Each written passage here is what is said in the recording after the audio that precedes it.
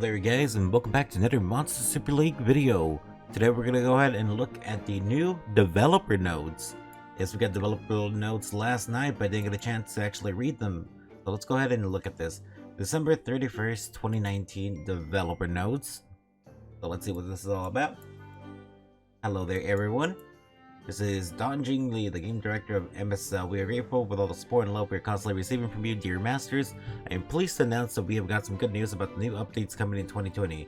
As we may be aware by now, the end of the year is just around the corner, and I would like to partially disclose some of the upcoming updates planned for the next year. At the moment, my team and I are unable to divulge a whole lot of information for the sake of surprise, but I do promise I will unveil everything later through the next developer notes. So, first things first, we're getting Super Evolution. Banshee has been chosen for the next Super Evolution. Her new form will be introduced in the first quarter of the next year. Various other forms of Super Evolution are already in production, so we're going to get more Super Evolutions, but Banshee is going to be the first one to start 2020 basically. Should be the next one we get, the next new one we get at least. And then, let's see. New Osterma coming up soon, a new Osterma associated with Enkudo lore-wise, another Osterma associated with the world boss Vitra, as well as two new Rebirth Festival Astromons, followed by Draka. Just what sort of Osterma would they be? So we're getting two new 5-star Rebirth Festival mons. So that's it. Since I have finished Draka, now we can start moving on to this next new Rebirth. Depending on how strong the Rebirth is, will depend how fast I go for it. If I think it's really strong, I will immediately sacrifice everything just like I did with Draka. But if I don't deem it as strong, then I probably won't do that to it immediately. Like, I'm actually gonna take it slow this time around.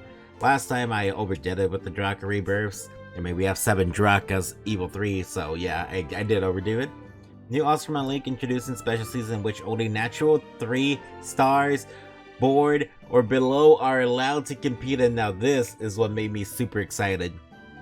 At the moment, we are in the process of implementing a brand new Osterman League, a special season where only natural born 3 stars and below Osterman can participate. We are well aware that all Ostermans equally deserve unconditional love from us. Thus, we think they should be given opportunities to flex their muscles in battles regardless of their grade. As such, we always dreamed of forming a new yet exotic league just for Osterman that are natural 3-star born or below. Wouldn't this be a huge game changer for millions of avid fans out there who just love their low grade Ostermans to death? I know a lot of people who would have a fun time running natural 3 stars in PvP, and I think it's a good idea. It's a really fun idea. That seems like a great thing. Once it successfully launches after the update, it's going to be right after the update. As a trial feature, it will recur about once every 4 weeks. If we find the masters like it, we'll certainly contemplate adding it permanently to the Champions League at some point. So, if enough people like this league idea, where natural 3 stars get to compete, then it could become a permanent thing that we can do every week. And this is really fun. This is good for newer players, because newer players don't have as many strong 4-star and 5-star mons. So, here's a league that even a new player could possibly compete in. Of course, getting better gems is always a thing, an issue, but I mean, this is really nice. I like it. It's gonna be really fun to just run with it. Pinolo is coming back. Oh no, I hate this. At April Fool's Day in 2020, Pinolo the Liar will return to Leticia. Real or fake? Of course, you can certainly tell, right? Yes, I really have a hate for Pinolo just because of what happened with him. For me, they gave us only fake Pinolos at one point, and we couldn't even get an Evil 3 real one. So I really hate it. We are now working on creating new Ostermans, including new mini Osterman celebration of the 4th anniversary. So we are going to get our 4th anniversary. This is basically confirming that 4th anniversary will be coming. So we can start taking our guesses now, even though it's like many months away from now. Balance changes. We're planning to rebalance the 5-star light and dark Ostermons that are somewhat in need of a change in terms of their balance, as well 1 to 3-star mons, in the hope of every Ostermon becomes viable in PvP and PvE. So they're thinking of rebalancing the light and dark 5 stars. which makes sense because a lot of light and dark 5 stars are very strong. You got Dark Merlin, Light Olmuji, Dark Barona, Dark Bass, like all those units super strong. The contract units are all pretty strong too. Dark Odin, Light Arthur, Light Val with their 2-turn shocks and stuns and stuff. Of course, personally, I don't think they should nerf the contract units just because they're contract units, so that means everybody has an availability to them. I don't think the contract unit should be nerfed, but I can see why they would want to nerf some of the light dark units. Now, this is going to make probably a couple people upset if they do nerf them. I mean, they're just saying they're going to rebalance them. It doesn't say they're going to change it in terms of their balance. So it could be a buff. It could be buffs. It could be nerfs.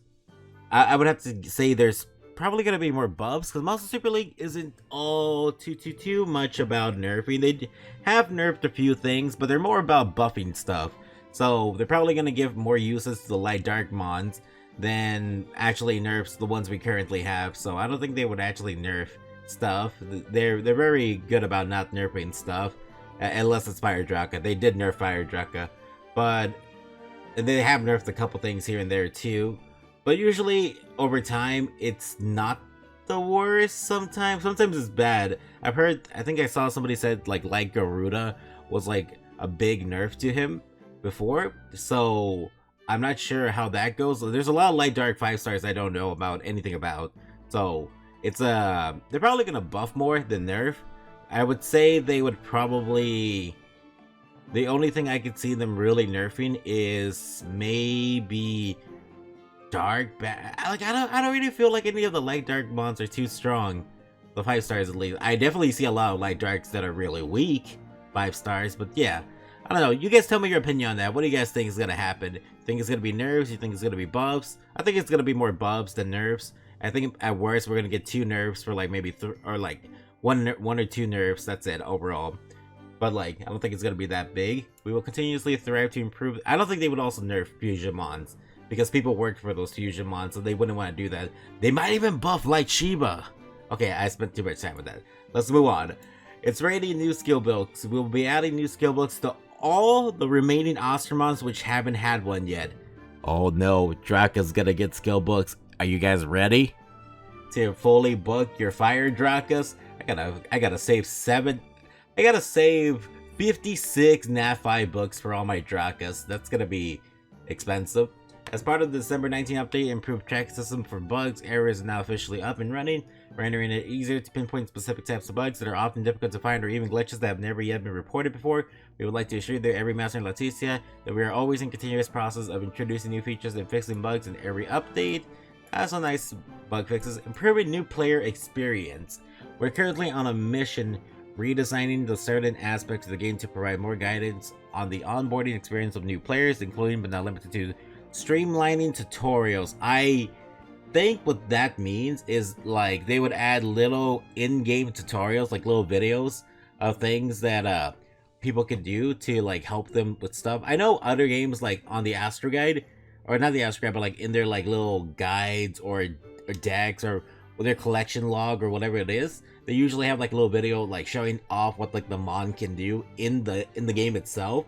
And I think this would be a pretty cool thing to do if this is what I'm thinking it is, streamlining tutorials.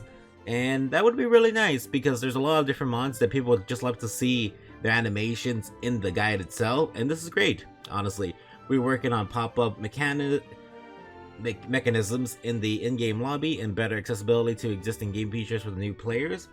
More challenging dungeons. Now this is something else that I was really interested in. As the Masters of Leticia are now more powerful than ever, we're currently considering adding more challenging levels to the game, such as the 11th and 12th floor of the Ancient Golem Dungeon, as well as the 11th and 12th floor of the Dragon Dungeon. So, this would be really nice if the 12th floor of the Ancient Golem Dungeon had anywhere, like, instead of, it's, the Golem's B10 has 4 to 6 star gems, but what if 11 and 12 had 5 to 6 star gems? This will make it a lot easier to actually farm up the 6 star gems and would be a better thing overall. Plus, they would probably rebalance the golems a bit, I would say. They might wonder how they would add it. And the 11th and 12th of Dragon Dungeon, we've been needing some new challenges for the end of game players, plus more chance at getting higher gems is always nice. Now for the 11th and 12th floor of Dragon's Dungeon, I think Dragon's Dungeon already has like a 25% chance of giving you a Dragon Sigil, the 10th one. So the 11th and 12th would probably be just an improvement rate to those, like an extra 5% for the 11th, another 5% for the 12th, so 35% chance for Dragon Sigil. I think it's 25% right now, because I remember they buffed it from its 20%. So I'm pretty sure it was 25% that they buffed it to. It might have been 23%. I don't remember how much of a buff it actually was. I didn't read that update specifically. So yeah, so other than what is mentioned above, we are preparing some more improvements. Please understand we are not able to prepare one Master 1 all at once. We are working on its based on its priority. Last but not least, we're always listening to Master's feedback from all over the globe through Facebook, Reddit, Neighbor Lobby. We hope for your continuous love and support from Monster Super League. So I am very happy. So my favorite thing so far about this is I am happy about the new golems, because I do want some stronger golems and some stronger dragons. They give us better chances of gems. I think if we can get like if the 12th ancient golem gave you 6-star guaranteed gems, I don't think it will. But if it's like really strong, but at the end you're always guaranteed a 6-star gem, that would be really worth it. Like even if it took like 3 or 4 minutes to complete the 12th golem dungeon, getting a guaranteed 6-star gem I think would be really nice. That way you can farm up your gems a lot faster. But that all depends how strong 11 and 12 are. As it stands right now, B10, B7 to B10 there are ways to farm all of them under a minute. So if the other two golems gave us a challenge where they're longer than like a minute, like 2 minutes or 3 minutes, but we get more rewards out of them, then it could be a better thing. I don't know. I think it's nice. Let's see. We're planning to, let's see, the other thing that I was really interested in was the 3-star Ostermon League. This gives me a reason to train up all the 3-stars in this game. Like, I have evolved a lot of 3-star mons, but I have never used any of them because there was nothing to really deal with them, even in PvP wise. A lot of them were really weak in PvP, but if they're fighting against each other, like that's a different story entirely. Like you're gonna have like maybe Archland is gonna be actually very useful because of the ability to taunt. I don't know, it's a low chance for taunt on that one, but like the 3-stars that have like abilities, like we're gonna have to like take a day to look at what abilities each of these have, because I need to actually start building some mons with this. So I think it would be really nice. So maybe we'll make a video on that next. See how strong the 3-star mons are. Wow. I forgot Slime Hero is a 3-star mon. Slime Hero would be pretty strong in there. I think probably the strongest mon in that league would probably end up being Maifu. I think it's a Funger. Yeah, Maidu. Like this would probably be the strongest mon in that whole thing, just because of his ability to have Adrenaline and Dominance, which is 2 very strong abilities. So I would highly recommend everyone, if you have it, you can get Funger from the light dark eggs, the low light dark eggs. Let me see if I can show them to you.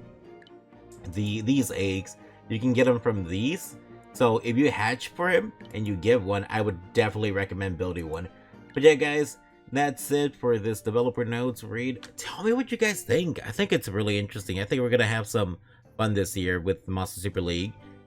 They're definitely always adding stuff that we want, and I've been enjoying like the recent past year wasn't too bad, and then we're starting off the new year very strong because they've already said we're gonna get Dark Mona for the rebirth for the next month with Light and Dark Lad as well.